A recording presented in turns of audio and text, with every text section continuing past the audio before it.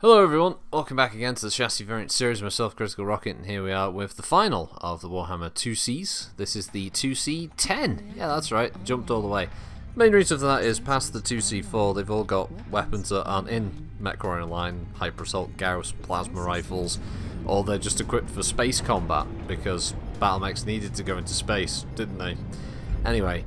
The Warhammer IIC-10 is a Dark Ages version, the filthy Dark Ages that I think has fewer fans than, well, probably even the post-Dark Age version. To be honest, I mean, I think there's probably fewer fans of the Dark Age than there are fans of Age of Sigmar for Warhammer Fantasy. So, yeah, that's how popular that era was.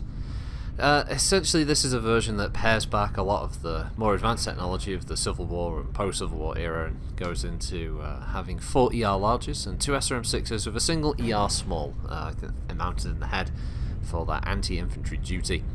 It's a pretty straightforward build. It works quite nicely. It has 5 energy hardpoints and 3 missiles, so it's not got any energy inflation, not like it needs it. 5 energy is pretty good on any mech, and an extra missile hardpoint. There for you, should you decide you want, I don't know, some kind of splat build. I think they're really struggling with this one. I don't know whether this one would really be the popular one, to be honest. I mean, the default build's okay, I suppose. But, you know, it's if you want energy builds, you've got ones that've got 7 energy hardpoints, you've one that's got missiles, you've got the 2C2 with its 5 missile hardpoints. Yeah, this one just kind of languishes, unfortunately. Stuck in that area that I don't think many people will use it. I think anyone who's probably got the pack for it will either sell it or try and possibly try and find a build that works for it, but it's kind of superfluous, I think, in the whole thing. You've got to have something that fits for the ultimate pack, haven't you, an extra build, and yeah, this is what this one is. Now, I don't mind it. Obviously, it's hot as hell. You can't fire any of the ER larges in a group of 4.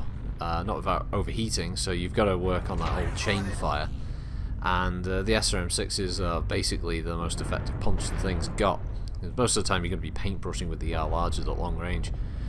This was a weird match. I've never had this happen on Rubelite before as well. This is where the entire team, because we go back to the previous conversation about sticking with the herd, so the whole team went up one side of this map, and the other team came straight to us. No dicking about. Nah, they weren't up for messing around. They didn't want to pick their own hill to die on and everything like that. They've thought, no, we're going to go up there and we're going to kill them.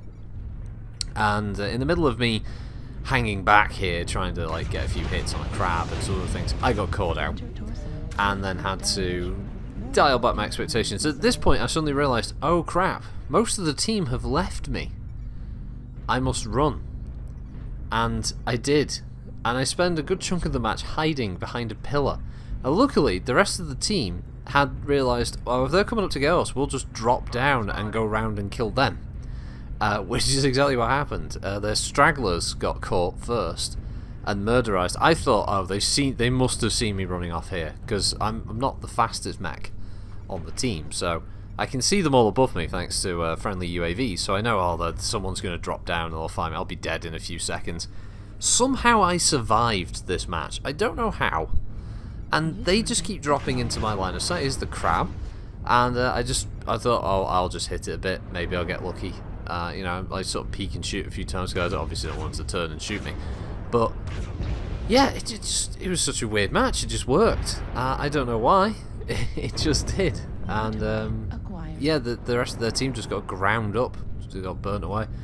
And I don't know, I think I was lucky. Oh, the most threatening thing that happened to me was I got attacked by this rather desperate Arctic cheetah, who obviously detected, oh, he's caught, I'll get him, blow CT off, but, you know, he's jump jetting, he's moving at full speed, he's not going to be the most accurate, and other people started firing him at that point, so yeah, easy kill. So, yeah, it was a very strange match. You know, more often than not, you've usually got a few canny people on the team who quickly realise, oh, he's separated, get him, but they let me live. And they got chewed up by the team, so lucky me. I'm not sure how exciting a video this makes it. It's probably quite boring, to be honest, but it's the last one of the 2Cs. I doubt we'll see any other versions of the Warhammer 2C be added in the future as loyalty versions or anything like that. Unless they introduce some of the new weapons, as I said, like Hyper Assault Gauss or something along those lines. Seems quite unlikely, though, so... Yeah, Honestly, I wouldn't recommend this one though. Even if it was, or when it comes up for C builds, it's by that time you've either made your decision about the Warhammer 2C based on other videos you've seen or your own encounters with them. If you have it, you've probably already decided which ones you're gonna stick with. So yeah, this is meh. It's not worth it. It's just taking up space in the old mech bay personally. So yeah, give it a miss. So that wraps up the Warhammer 2Cs. Thank you everybody for watching. Hope you all have a good week, and we'll see you for some more MechWarrior Online next week and beyond. So yeah, have a good one all. Bye.